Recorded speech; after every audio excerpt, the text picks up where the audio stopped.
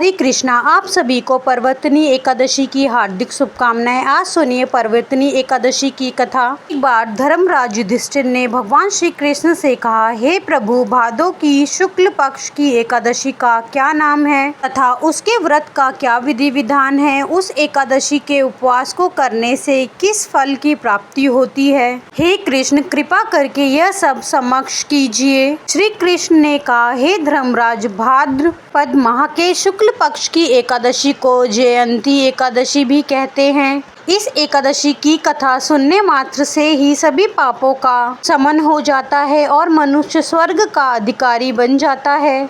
इस जयंती एकादशी की कथा से नीच पापियों का उद्धार भी हो जाता है। यदि कोई धर्मपरायण मनुष्य एकादशी के दिन मेरा पूजन करता है तो मैं उसको संसार की पूजा का फल देता हूँ। जो मनुष्य मेरी पूजा करता है उसे मेरे लोक की प्राप्ति होती है, इसमें तनिक भी संदेह नहीं है। जो मनुष्य इस एकादशी के दिन भगवान श्री वामन का पूजन करता है वह तीनों देवता अर्थात ब्रह्म, विष्णु और महेश की पूजा करता है। हे युधिष्ठिर, जो मनुष्य इस एकादशी का उपवास करते हैं उन्हें इस संसार में कुछ भी करना शेष नहीं रहता। इस एकादशी के दिन भगवान विष्णु करवट बदलते हैं, इसलिए इसे पर्वतनी एकादशी भी कहते हैं। यह सुन विस्मित होकर युधिष्ठिर महाराज ने कहा, हे जनार्दन, आपके वचनों को सुनकर मैं भ्रम में पड़ गया हूँ कि आप इस प्रकार सोते तथा करवट बदलते हैं। आपने बलि को क्यों बांधा? वामन रूप धारण करके क्या लीलाएं की?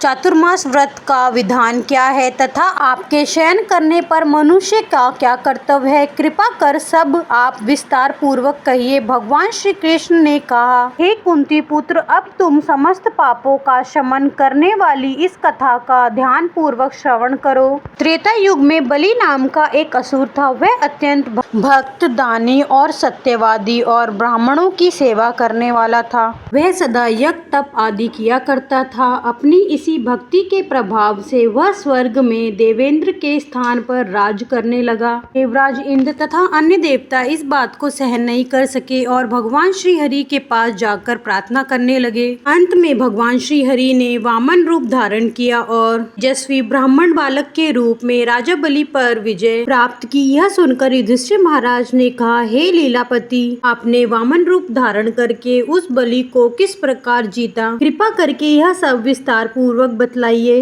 भगवान श्री कृष्ण ने कहा, मैंने वामन रूप धारण करके राजा बलि से याचना की, हे राजन, तुम मुझे 3 पग भूमि दान दे दो, इससे तुम्हें 3 लोक के दान का फल प्राप्त होगा। राजा बलि ने इस छोटी सी याचना को स्वीकार कर लिया और भूमि देने को तैयार हो गया। जब उसने मुझे वजन दे दिया तब मैंने अपना आकार बढ़ाया और भूलोक में पैर, वनलोक में जंघा और स्वर्ग लोक में कमर, महालोक में पेट, जनलोक में हृदय, तपलोक में कंठ और सत्यलोक में मुख रखकर अपने शीश को ऊंचा उठा लिया। उस समय सूर्य, नक्षत्र, इंद्र तथा अन्य देवता मेरी स्तुति करने लगे। तब मैंने राजा बलि से पूछा, हे राजन, अब मैं अपना तीसरा पग कहाँ रखूं? इतना सुनकर राजा बलि ने अपना शीश नीचे कर दिया। तब मैंने अपना तीसरा पग उसके शीश पर रख दिया और इस प्रकार देवताओं के हित के लिए मैंने अपने उस असुर भक्त को पाताल लोक में पहुंचा दिया। तब वह मुझसे विनती करने लगा।